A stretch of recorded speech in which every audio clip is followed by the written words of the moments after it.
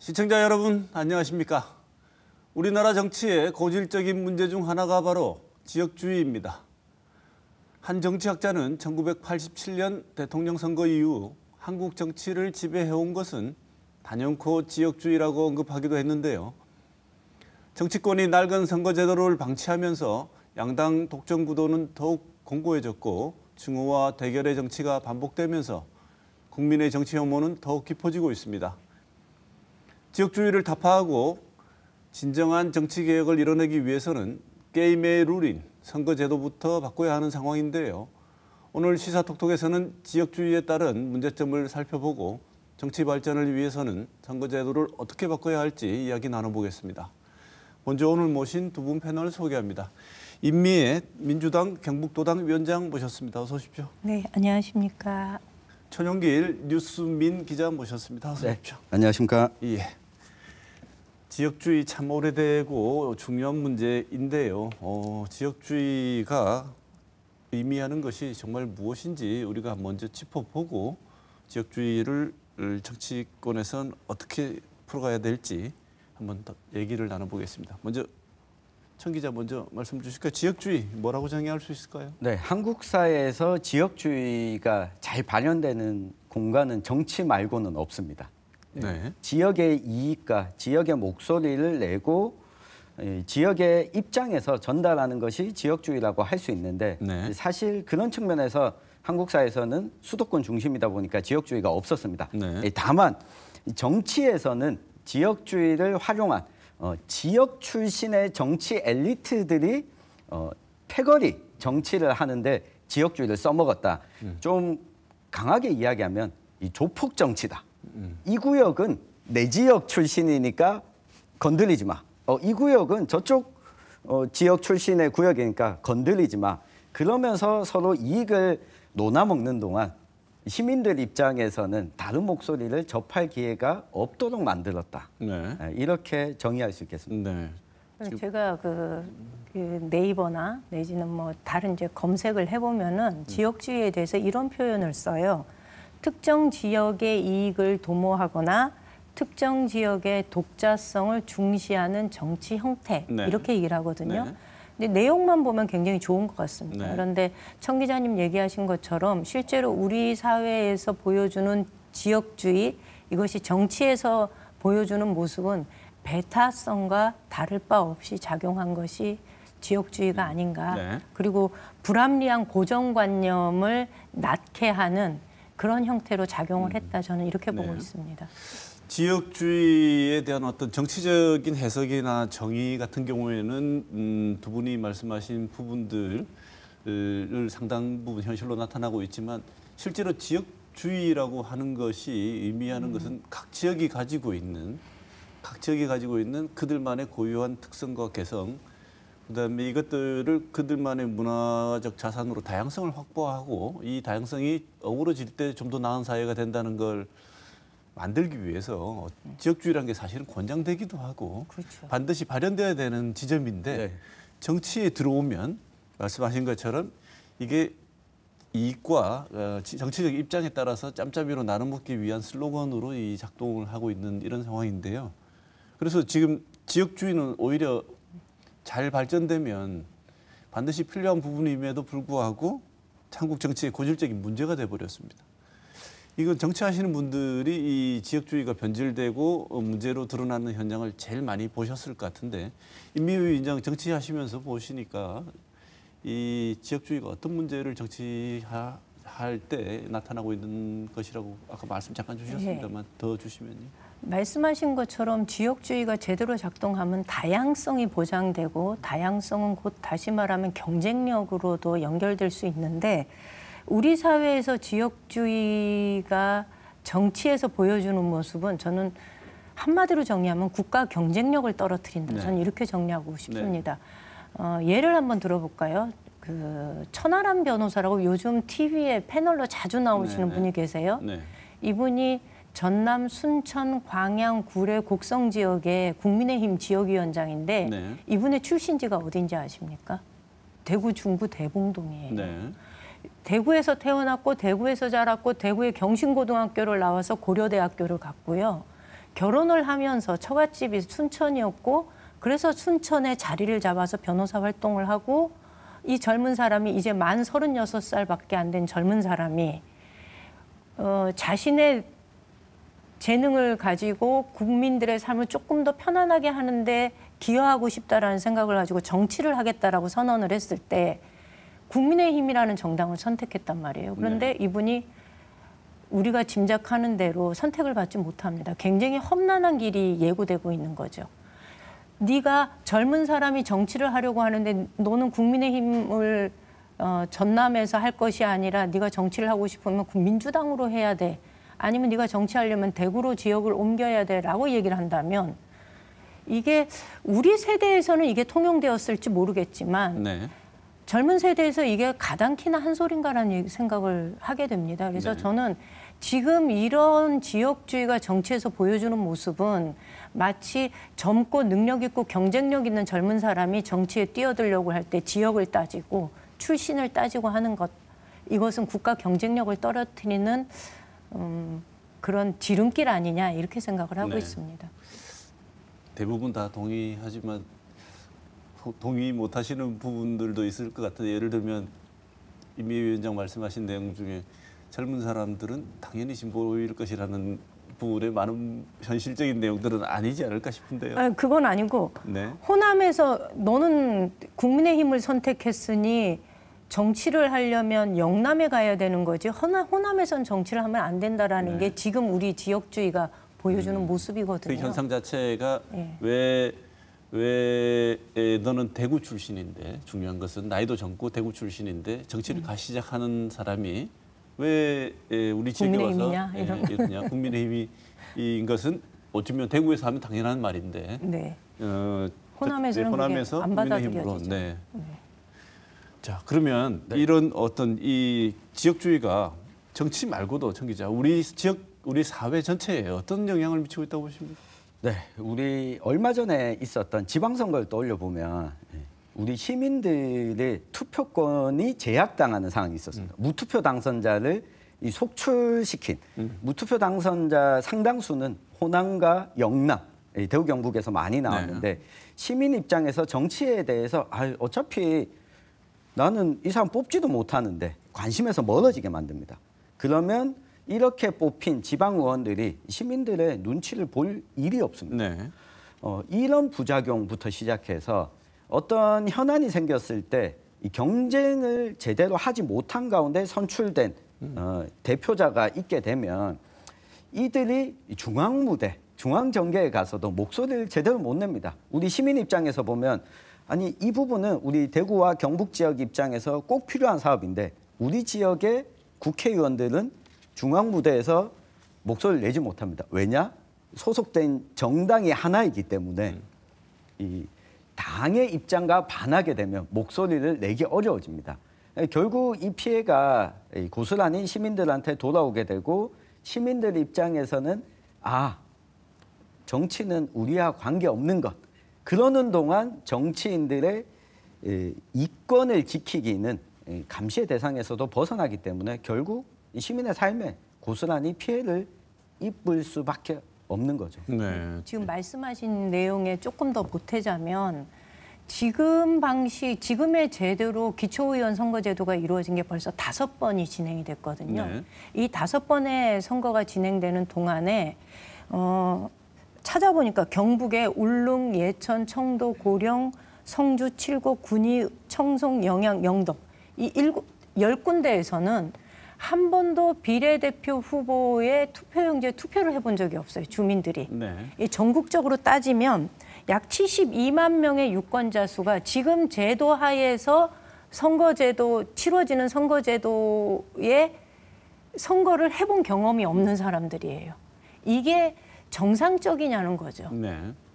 지금 선거 제도에 따르면 그나마 설계되어 있는 것도 한 번도 누려보지 못한 해본 적이 사람들이 없는 많다는 사람들이에요. 거죠. 네. 경북에서는 23개 시군 중에 10개의 군에서 비례대표 기초의원 후보자를 투표용지에 투표를 해본 적이 없는 거예요. 네. 5번의 선거를 치르는 동안에. 그 이유가 뭔지도 말씀을 해주시지 않으면 시청자들이 왜 안 했지라고 생각할 겁니다. 왜 안 했죠? 비례 후보가 한 명이거든요. 네. 비례로 당선될 수 있는 의석수가 하나인데 네. 그러려면 51%가 되어야 돼요. 51%의 민주당이 정당 지지율을 갖는다는 건 불가능한 일이거든요. 네. 그러니까 안 나오는 거지. 네. 그래서 이제 앞서 이제 천 기자 말씀하신 것처럼 무투표 당선이 될 수밖에 없는 그렇죠. 상황이 벌어지고 있는 거죠. 그러면 천 기자 역대 선거에서 결과가 어떻길래 이런 지역주의 얘기를 자꾸 하는 거죠? 네, 아마 대통령 선거 기준으로 보면 이번 올해 치러졌던 대통령 선거에서도 이 대구와 경북에서 국민의힘의 윤석열 이 대통령 후보가 70% 이상 득표했습니다. 이재명 민주당 후보가 20% 초반의 득표율을 얻었는데 이게 경북에서는 민주당 대통령 후보로서는 이재명 후보가 가장 높은 득표율을 기록한 겁니다. 네. 예, 이전에 나왔던 더불어민주당 계열의 후보들은 10% 후반에서 20% 초반에 이 득표율만 기록을 했는데 어떤 거냐면 어차피 투표를 하더라도 우리 지역에서는 별 의미가 없다라고 스스로 포기하게 되는 양상이 나타납니다. 이 광주에서 투표율이 대선에서 투표율이 낮았습니다. 이 지역에서는 어차피 한 정당만 뽑기 때문에 이런 결과가 나올 수밖에 없다라고 시민들이 체념을 하는 거죠. 네. 그 부분은 우리가 지난번에 선거 끝나고 대선 끝나고 분석도 한번 이 시간에 했습니다만 이번 대선은 워낙 여러 가지 요인들이 있어가지고 투표를 안 한 요인들이 여러 가지가 있었는데 해봐야 소용없을 것이라는 포기도 있었지만 하고 싶지 않아서 안 한 분들도 많았다는 얘기도 있었고요. 누구를 찍을 사람이 없다는 얘기도 있었는데 지금 분석하신 내용을 보면 아까 앞서 얘기할 때 우리가 지역 선거할 때 국회의원 선거나 이런 거 할 때는 우리 지역 사람, 우리 쉽게 말하면 우리 동네 사람 이외에는 우리는 안 뽑을 것이기 때문에 우리 동네 출신들끼리 그냥 하는 동네 아까 심하게 우리 천 기자는 패거리 정치라고 하시는데 그 패거리 중에 두목 뽑는 거다 이렇게 말씀. 네. 두목은 너무한가요? 패거리 중에 이 가장 제일 앞선 사람을 뽑는 거다 그랬는데 이 대통령 선거를 보면 윤석열 대통령은 우리 출신 아니죠. 대구 출신 아니고 이재명 후보도 당시 뭐 광주 전남 출신은 아니지 않습니까? 이런 상황인데 여전히 지지율이 이렇게 나타났다는 것을 보면 단순히 지역 출신이라는 것 가지고만 설명을 할 수 없는 다른 요인들이 있을 것 같은데 그래서 아마 이게 이념이라든지 여러 개가 엮여 있는 것 같습니다. 그래서 선거제도로서 이걸 완화시키고 바꿔볼 수 있는 구조적인 시스템에 의한 개혁이 좀 필요해 보이는데 그래서 선거제도 개혁이 필요하다 이런 얘기들이 자꾸 나오는 것 같습니다. 우리 임명회 위원장 보시기에 선거제도 바꾸면 그럼 지역주의가 조금 원래 말했던 바람직한 취지의 방향으로 작동할 수 있다고 보십니까? 그거는 전 누구도 장담할 수 없다고 생각합니다. 그러니까 네. 제도가 바뀌었다고 해서 지역주의가 완화될 것이냐 그거는 누구도 장담할 수 없다. 그렇지만 적어도 시작은 해볼 수 있다는 얘기를 드리고 싶습니다. 그러니까 저희가 기초의원 선거구에서 3인 선거구제가 도입이 되면서 그 3인 선거구제 하에서 민주당 내지는 정의당, 진보당 계열의 사람들이 의회에 진입할 수 있는 기회를 2006년도부터 얻기 시작했습니다. 그리고 당선이 될 때는 3등으로 당선이 됐지만 실제로 의정 활동을 통해서 이 사람들이 이후에 지속적으로 의회에 진입이 가능해졌거든요. 그리고 점점점 들어가는 숫자도 늘었고 이 얘기는 뭐냐면 다른 정치를 경험할 수 있는 기회를 유권자들이 보게 된다는 겁니다. 선택의 유형도 넓어지는 네. 거고요. 저는 이런 과정이 쌓이면 지역주의도 다소 완화될 것이다라는 생각을 합니다. 제가 지역에서 선거를 쭉 치르면서 느껴본 거는 민주당을 한 번도 찍어본 적이 없는 사람은 내지는 진보당을 한 번도 찍어본 적이 없는 사람은 이것을 찍을 수 있다는 생각 자체를 아예 못합니다. 네. 근데 저는 이런 심리적인 장벽을 허물어내는 것이 제도의 개혁으로 가능하다면 그거를시라도 해야 된다라는 생각을 하는 거죠. 구체적으로 깨볼 수 있는 시발점이 될 수도 있다. 그렇죠. 다른 어떤 것보다 현실 가능한 수단. 네네. 네. 실질적으로 그걸 보여주시는 분이 임미애 위원장님이신데 네. 2006년에 지방선거에 출마를 하셔서 의성군의원에 당선이 됐습니다. 아마 한 명만 뽑는 선거였다면 당선이 되지 못했을 겁니다. 네, 네. 예, 그렇게 의성군의원을 2번을 지내고 시민들 입장에서도 야 지방선거는 다른 선택지도 있네. 일을 한번 시켜보니까 우리한테 더 도움이 되는데 라고 판단할 수 있는 경험을 하게 된 거죠. 그러고 나서 경북도의원 선거에도 출마를 해서 당선이 됐습니다. 네. 결국 시민들에게 선택지를 넓혀주는 것은 이 제도를 어떻게 짜느냐에 따라서 달라질 수 있다는 걸 실제 경험으로서 네. 확인할 수 있습니다. 다른 실제로 임 위원장도 말씀하셨지만 한번 경험을 해보면 다른 선택을 할 여지나 이렇게 하는 것도 가능하구나라는 생각을 하게 될 텐데 지금 선거제도로서는 그럴 여지가 생길 여지가 별로 없다는 없지. 말씀이시군요. 특히 이제 방금 청 기자 말씀하셨습니다만 우리 임미 위원장께서 선거제도 개혁에 대해서 또 어느 누구보다도 실제로 경험하신 분이고 강하게 또 주장도 하고 계신데 특별한 뭐 계기가 있었나요? 계기야 뭐 2000년도 들어서서 이제 이 정치에 관심을 갖게 되면서부터는 수시로 경험을 하게 된 거였는데요. 제가 이번에 도당위원장 선거를 치르면서 선거제도 개혁을 위한 목소리를 경북의 목소리로 내야 되겠다라고 결심을 하게 된 데는 얼마 전에 세상을 떠난 허대만이라고 하는 네. 젊은 친구의 사례를 얘기를 좀 드려야 될 것 같습니다. 포항에서 남울릉 지역위원회 위원장을 지냈고 26살에 서울대학을 졸업하고 고향으로 내려와서 시민운동과 정치를 시작했던 청년인데 이후 민주당으로 7번의 선거를 출마를 했죠. 국회의원과 시장 선거를 네. 번번이 낙선을 했습니다. 이 사람이 그 병중에 쓴 페북에 보면 이런 글이 있습니다. 지금의 선거제도는 지역주의를 강화할 뿐이다. 이건 누군가 개인의 결단에 의해서 해결될 수 있는 문제가 아니다. 선거제도 개혁이 필요하다라는 얘기를 썼습니다. 저도 그 부분에 굉장히 공감을 하는 거고요. 4월 30일 날 그 허대만 위원장을 만나고 돌아오는 길에 병색이 굉장히 만연했었는데 민주당이 지난 20여 년 동안 대구 경북에서 수많은 후보자를 배출을 했고 그러면서 당선 가능성은 없었지만 이 제도에 부딪혀서 계속 선거에 출마를 했었거든요. 네. 그러면서 지지의 폭이 조금씩 올라갔는데 그러면 지금 얻은 민주당의 지지라는 것은 그냥 거저 얻어진 것이 아니라 누군가 그 숱한 긴 시간 동안에 선거에 계속 뛰어들면서 주민들한테 민주당의 목소리를 알렸던 누군가의 삶이 녹아 있었기 때문에 네. 이게 가능한 거였다는 생각을 합니다.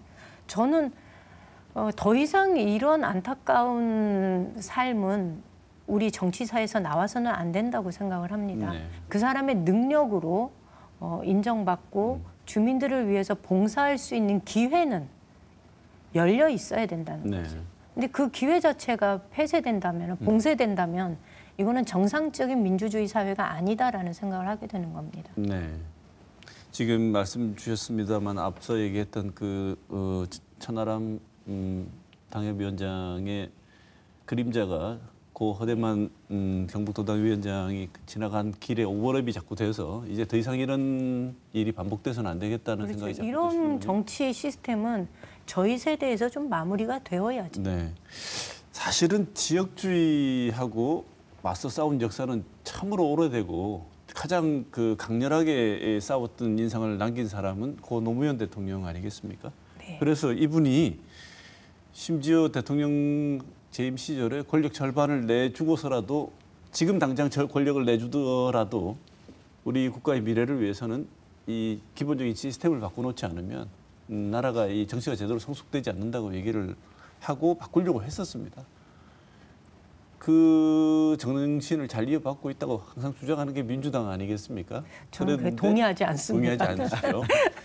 그 정신을 이어받고 있다고 맨날 말을 하면서도 지난번 선거제도 네. 개혁할 때도 완전히 그 정신에 반하는 배신하는 정치를 한 번이 아니죠. 이 두 당이 계속 보여줬고 특히나 민주당이 그것을 정면으로 반대의 방향으로 갔다는 건 정말 충격적이었는데요.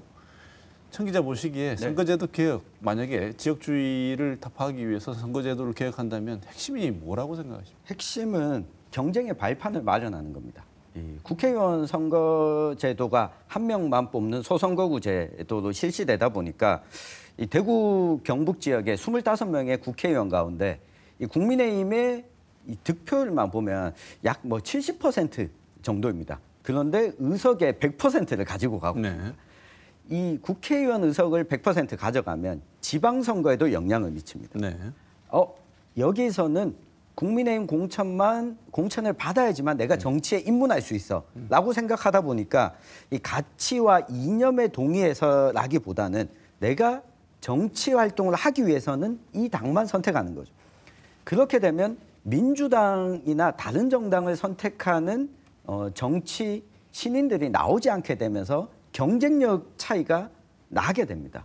그리고 이 노무현 전 대통령이 이 이야기를 했던 이유는 전국적으로 쓸만한 인재들이 나오려면 전국 어디에서나 다른 정당의 사람들이 있어줘야 그 지역이 제대로 발전할 수 있다. 네. 노무현 전 대통령 본인이 부산에서 계속 출마했던 이유가 그거였고 선거제도 개혁을 권력 절반 내주고라도 하겠다라고 한 이 핵심적인 목표는 경쟁 구도를 형성하기 위해서였습니다. 네. 그래도 경쟁은 한번 해보고 난 뒤에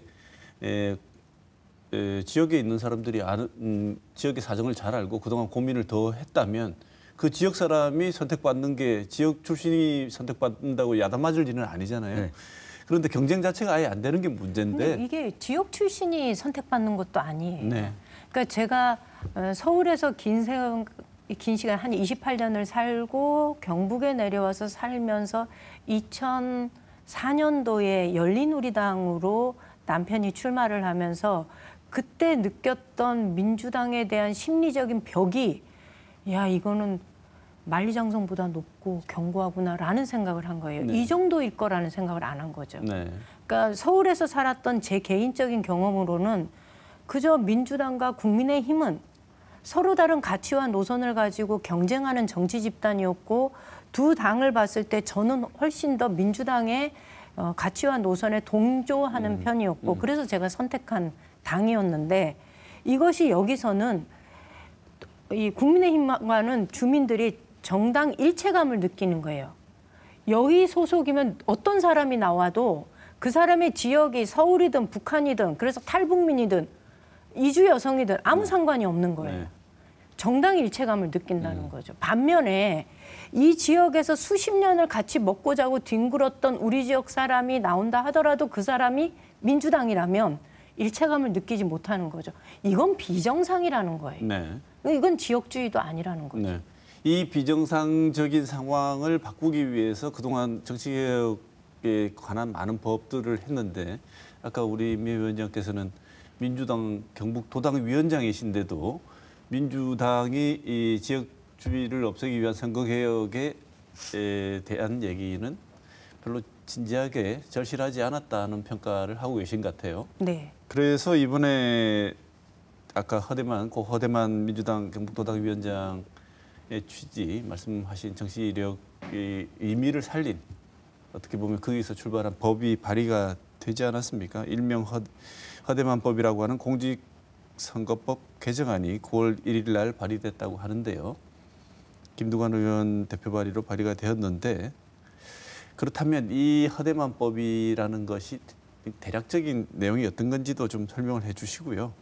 이게 그렇게 별로 적극적이지 않은 민주당이 지금 어쨌든 국회에서는 다수당인데 이번에는 좀 넘어설 수 있을까요? 국회 문턱을? 잘 모르겠습니다. 이게 허대만법이 발의되었다라는 것에 대해서는 의미가 있지요. 네. 그런데 그 전에 민주당이 선거제도 개혁과 관련해서 보여줬던 모습은 제가 이제 저희 도당 개편대회 때 그 얘기를 했었는데 전당대회 때 당 지도부에 그 도전하는 사람들은 선거 때마다 이 이야기를 했었습니다. 네. 그래서 민주당 내에서는 국민의힘보다는 훨씬 더 자유롭게 선거제도 개혁 얘기가 나온 건 맞습니다. 그런데 결국 이 문제가 선거 시기가 다가오면 슬금슬금 뒤로 빠지고 아무도 이 문제를 책임지는 사람이 없는 거죠. 왜냐하면 이건 현역 국회의원들의 당사자들의 문제가 아니거든요. 그러니까 이거는 우리의 문제이지 네. 현역 의원들의 문제가 아니라는 것을 저희가 아주 절박하게 느끼는 겁니다. 그래서 이제는 우리의 목소리로 싸워야 되겠다라는 생각을 하게 되는 거고, 지난번에 위성정당을 만들었던 건 분명히 잘못한 일이죠. 그럼 국민들한테 여러 차례 민주당 지도부도 사과를 했던 일입니다.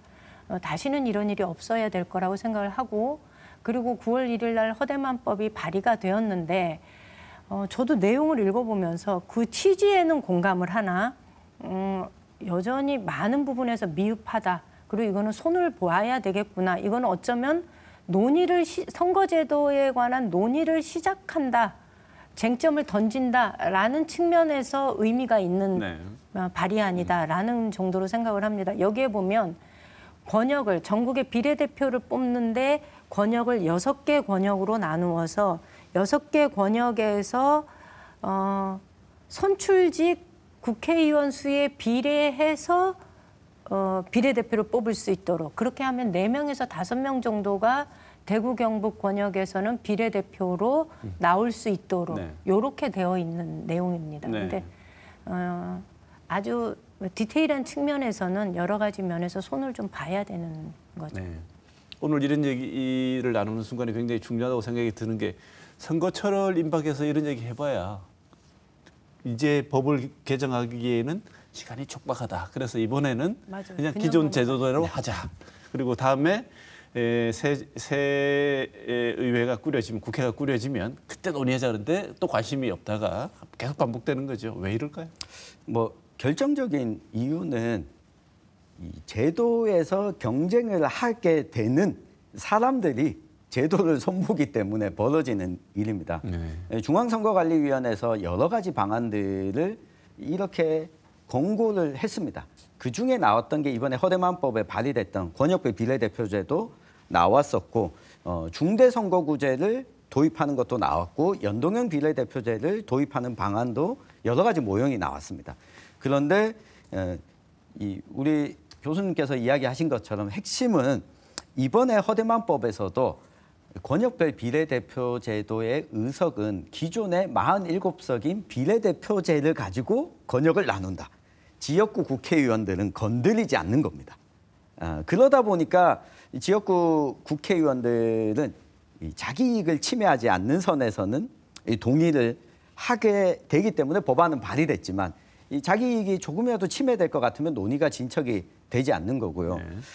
사실 이 권역별 비례대표제가 조금 더 의미가 있으려면 이 의석수가 조금 더 늘어나고 이 제도에 있어서도 좀 자율성이 보장이 돼야 되는데, 그렇게 되면 지역구 국회의원의 선거구를 건드리게 됩니다. 이것 때문에 국회의원 당사자들은 선거제도 논의하는 것 자체가 본인들은 불편한 거죠. 네. 이미 위원장 보시기에 다른 건 몰라도 지역주의 깨려면 이것만은 정말 해야 된다. 당신들이 밥그릇이 금이 가더라도 이거 안 하면 나중에 시대에 당신들은 뭐 했냐는 비난을 받게 될 수밖에 없는 그런 선거제도 내용이 있다면 말씀을 좀 주시죠.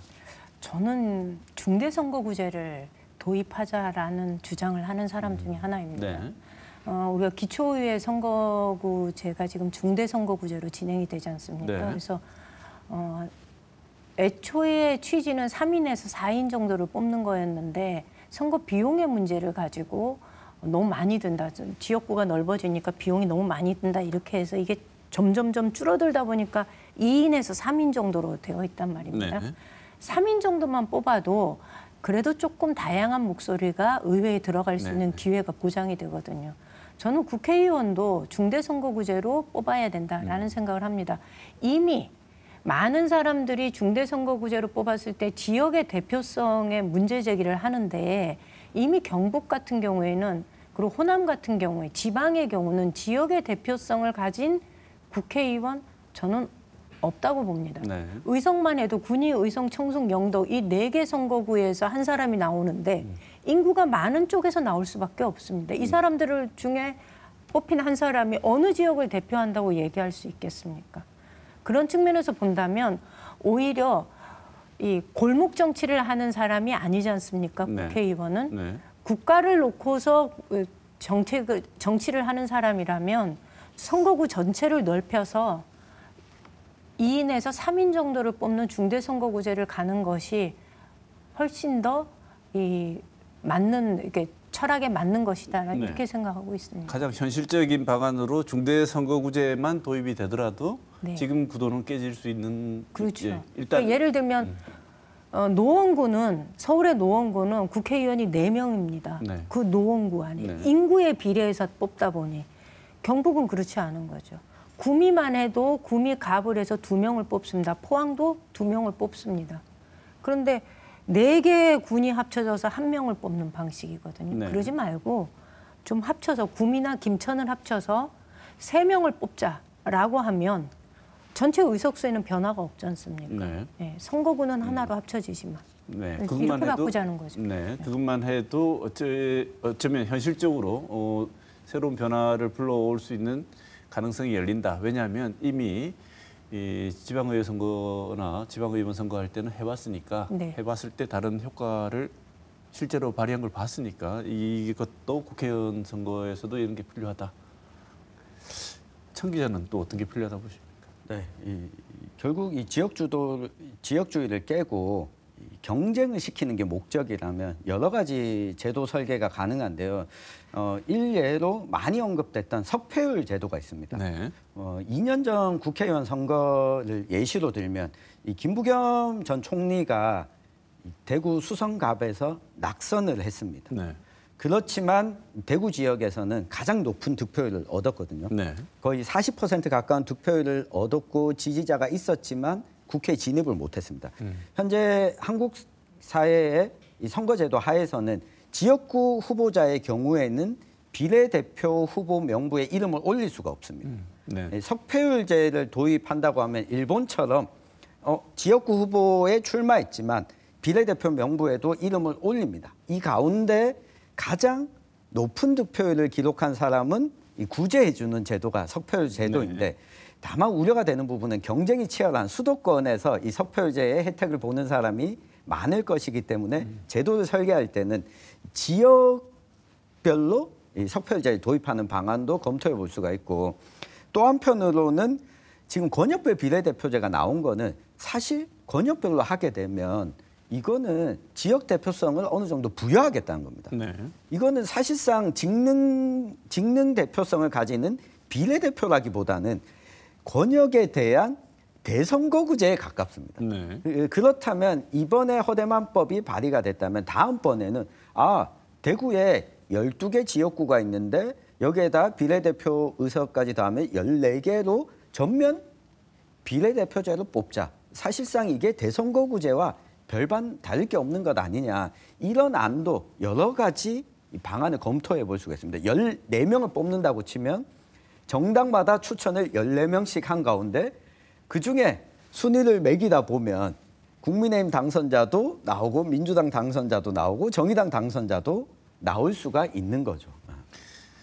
지금 이제 여러 가지 가능한 대안들을 이렇게 처음 나온 얘기 아니고 지난번 선거제도 개혁할 때도 똑같이 나왔던 얘기들인데 실현이 안 됐습니다만 그래서 21대 국회의원 선거 앞두고 했던 얘기가 준연동형 비례대표제 참 내용도 어렵고 복잡했었습니다. 그런데 항마는 디테일에 있다고 그것마저도 못 주겠다고 합의를 해놓고 또 위성정당이라는 난생 처음 보는 현상을 통해 갖고 또 의석을 가져가 버렸습니다. 지금 그래서 이렇게 허대만법이라는 걸 제안도 하고 선거제도 개혁을 한다고 얘기를 하지만 여전히 이 발의에도 불구하고 진정성 또 하는 얘기겠지 뭐 이런 얘기는 한 번쯤 나올 때가 되지 않았어 이런 얘기도 있고요. 그래서 진정성을 많이 의심받고 있을 것 같은데 제가 제 느낌인지는 몰라도 우리 임미 위원장께서도 썩 그렇게 당의 진정성을 많이 믿고 있지는 않은 것 같으신데 어떻습니까? 지금 당내 분위기가 이번에 좀 정말 진정성이 좀 있나요? 좀 이번엔 다를 것 같습니다. 네. 왜냐하면 저희가 선거제도 개혁 얘기가 늘 선거 임박해서 나왔었거든요. 그 의례적인 네. 뭐 이렇게 통과 의뢰하는 식으로. 그런데 이번에 원래 법에 의하면 1년 전에 그 다음번에 선거에 관한 모든 룰들이 1년 전에 확정이 되게 돼 있지 않습니까?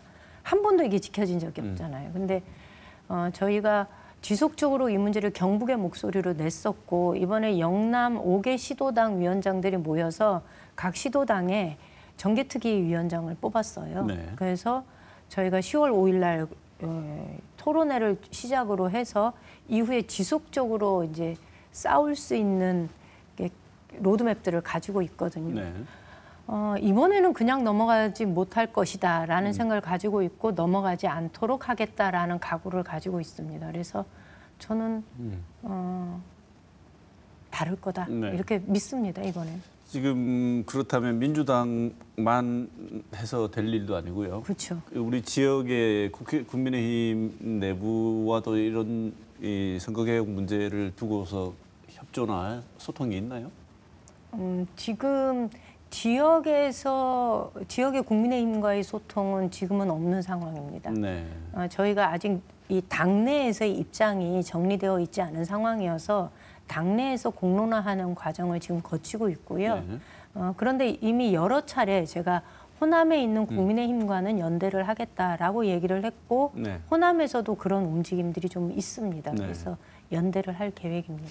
그거는 당을 떠나서 아쉬운 사람끼리 서로 돕는 일이 벌어지고 원래 있는데. 제도라는 게 아쉬운 사람들이 손을 잡아야 그나마 그러니까요. 되니까요. 네, 우리 지역에 얼마 전에 포항의 일도 그렇지만 포항에 여러 가지 뭐 안 좋은 일이 벌어지면 이런 일이 처음이 아니고 문제 제기를 여러 번 했는데도 불구하고 지역 어떤 정치권 지역을 하는 지방 정부의 어떤 정권 교체 같은 것들이 없다 보니 긴장을 안 해서 일어난 일이다. 이렇게 언론에서는 많이 비판을 하거든요. 청 기자 잘 아시겠지만 광주 쪽도 무슨 일 생기면 한 번도 바꿔보지 않아서 이런 일이 있다 그러는데 그쪽은 살짝 한번 쇼크를 한번 받았었지 않습니까? 그렇죠. 국민의당이 한번. 네. 근데 지금 뭐 이렇게 민주당이 지금 분위기가 이렇게 문제 제기를 하고 선거제도 바꾸겠다고 하는 게 그런 어떤 요인들과도 관계가 있나요? 관계가 있다고 보여집니다. 이 더불어민주당도 정권을 빼앗기지 않았습니까? 이 국회 의석을 절대 다수를 가지고 있다고 해서 국민들로부터 이 과반 이상 지지를 얻을 수 없다라고 하는 것을 인식을 했다고 보여지고요. 또 선거제도 개혁과 관련해서는 국민의힘 내에서도 일정 부분 이 제도 개혁이 필요하다는 목소리를 내는 인사들이 소수나마 현재도 존재하고 있습니다.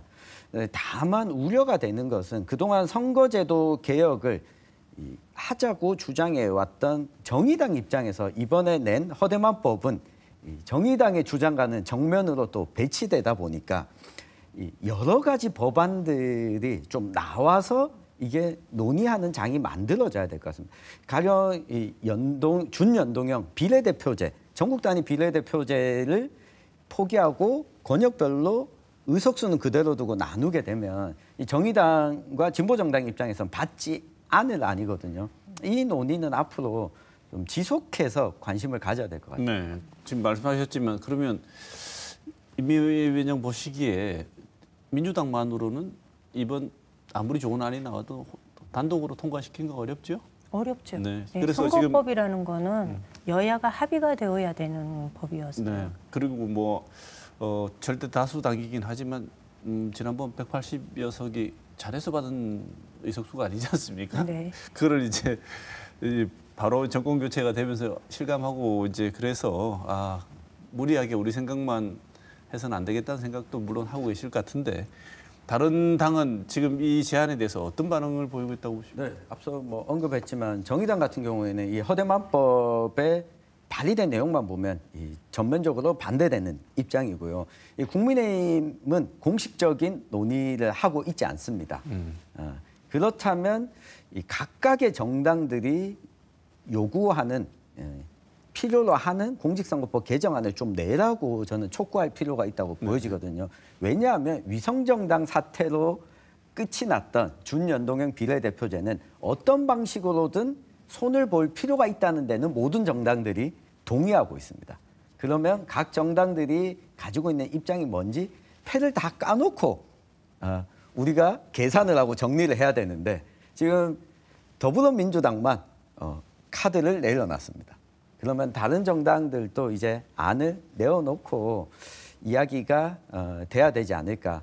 그런데 지금 추세로 보면 선거 제도를 바꾸는 데는 동의를 하고 이게 과거처럼 2명씩 뽑는 중선거구제 형태로 갈 것인가, 아니면 비례대표제를 조금 더 확대할 것인가, 아니면 지역 대표성을 권역별 비례대표제보다는 이 대선거구제 형태로 갈 것인가, 여러 가지 안이 있으니까요. 우리 시청자들께서 내가 지지하는 정당은 어떤 선거제도를 요구하는지 원하는지도 한번 좀 검토해 보시면 좋겠습니다. 네, 임미 위원장님 보시기에 지금 이제 민주당이 이슈를 제기하고 문제를 이제 토론을 해보자고 이제 던진 상황인데요.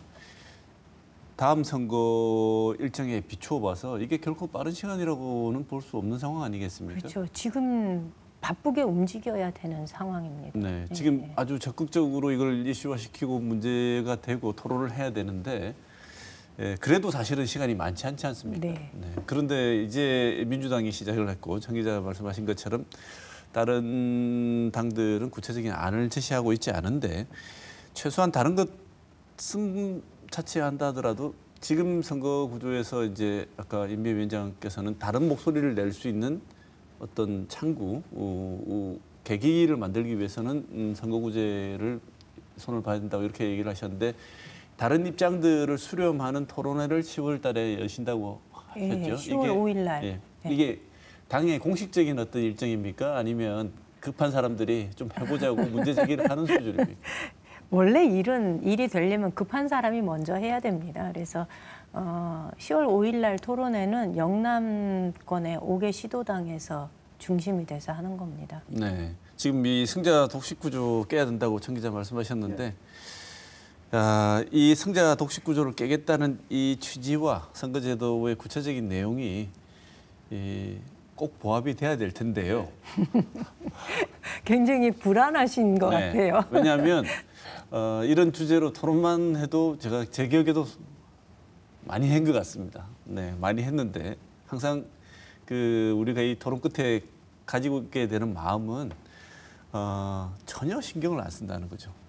바꿔줘야 할 사람들은 전혀 관심이 없다는 문제인데 이걸 어떻게 보통 여론에서 환기를 해야 된다는데 천 기자 보시기에 중앙에 있는 기자의 흔히 레가시 미디어라고 하는 쪽에서 이 문제에 대해서 관심이 있다고 보십니까? 없습니다. 그러니까 언론에도 너무 그렇게 단정적으로 얘기하시면 힘 빠지고요. 네, 없다고 판단하는 이유는 사실 김두관 의원이 대표 발의한 이 일명 허대만법이 승자 독식 구조를 깨는데 진정성이 없어 보이기 때문입니다. 이 권역별 비례대표제를 하게 되면 사실 승자 독식이 아니라 이자 독식 구조를 공고히 하는 겁니다. 이게 비례대표를 권역별로 나누게 되면 1, 2당만 논아먹는 제도로 가게 됩니다. 그러면 앞서서 2년 전에 논의를 했었던 정당이 가진 득표율만큼 가능하면 일치하도록 의석을 가져가자라고 하는 제도 취지와는 좀 다른 방향으로 가는 거거든요. 네.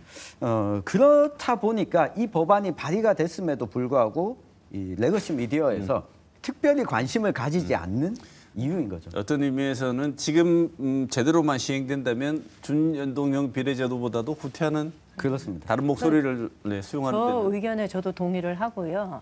전체적으로 살펴보면서 다양한 목소리를 국회에서 담아내자. 이것이 정치의 본질이다.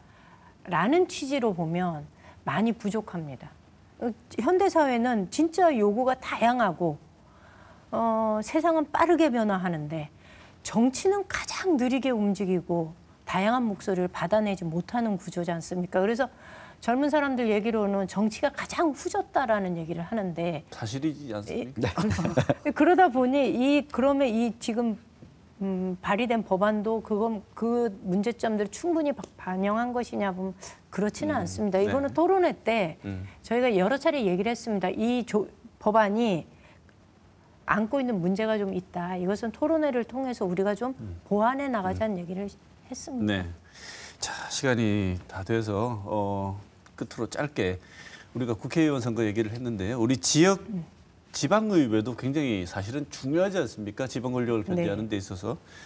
근데 지방 권력을 견제하는데 목소리가 하나면 이건 더 심각할 수도 있는 문제인데 지방의회에서 지역주민 문제 어떤 방향으로 개혁이 필요한지 두 분의 의견을 짧게 듣고 오늘 토론은 마무리해야 될 것 같습니다. 임미애 위원장 먼저 말씀 주시죠. 저는 지방 소멸의 위기감을 느끼는 지역이 경북에 굉장히 많지 않습니까? 네. 23개 시군 중에서 16개가 지방 소멸의 위기에 처해 있다고 얘기합니다. 그런데 저는 지방 소멸의 문제는 결국 지방 정치의 소멸에서 시작이 되는 거라고 봅니다. 실제로 지난 대구의 광역시 의회 의원 선거에서 68%가 넘는 숫자가 무투표 당선이 됐고요. 네. 경북에서도 31%가량이 무투표 당선이 됐습니다. 이게 점점점 지방이 소멸되고 사람이 없어짐으로 해서 지방의회에 진출해서 지역을 갖고 보겠다고 정치를 해보겠다고 나서는 사람들이 점점점 줄어드는 거죠. 네. 지방 정치의 소멸과 지방의 소멸은 서로 밀접한 연관이 있다. 그러니 그래도 우리가 2년에 한 번씩 정치의 계절이 돌아오지 않습니까? 네. 그래서 지역에 사시는 주민들은 지방의 소멸이 걱정된다면 2년마다 한 번씩 돌아오는 정치의 계절에 지방을 살릴 수 있는 방법이 무엇인가를 한번 고민해 보면 좋겠다라는 얘기를 좀 드리고 싶습니다. 네. 네. 정 기자. 뭐 스포츠에 빗대서 이야기를 드리면 대구의 야구 팬들은 그나마 행복한 분들입니다. 그런데 부산이나 이 대전에 하나이글스와 롯데자이언츠를 응원하는 팬들은 참 힘들어합니다. 늘 성적이 안 좋아도 팀이 하나밖에 없기 때문에 다른 팀으로 택할 수가 없습니다. 만약 팀이 두 개만 있었더라면 내가 이쪽 응원했다, 이쪽 응원했다가 할 수 있는데 이 영원히 고통받는 길은 경쟁이 없는 상태입니다. 네. 자, 우리가 항상 지나친 경쟁은 안 좋다고 얘기하다가 경쟁이 이렇게 없어서 되겠냐고 얘기를 하니까 또 세상은 참 다양한 것 같습니다. 네. 오늘 지역주의 타파와 선거제도 개혁을 두고 임미애 민주당 경북도당 위원장 그리고 천용길 유승민 기자 두 분 모시고 좋은 말씀 많이 들었습니다. 오늘 말씀 나눠주신 두 분 감사드립니다. 오늘 토론 여기서 마치겠습니다. 고맙습니다.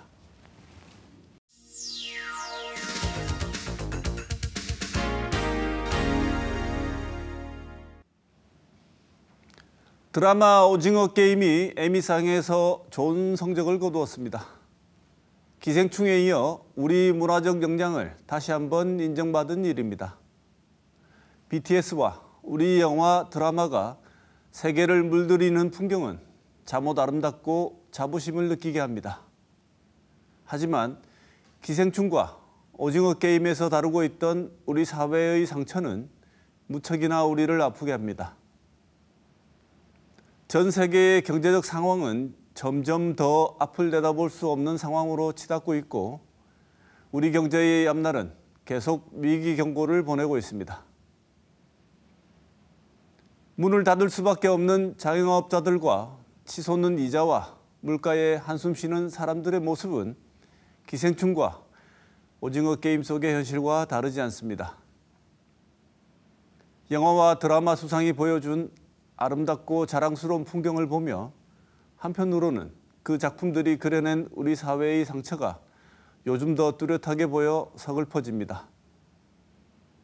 수상자들에게 찬사와 축전을 보내는 정치인들이 그 상처들을 직시하는 최소한의 용기라도 발휘해 주기를 기대합니다. 이번 주 시사톡톡은 여기서 마치겠습니다.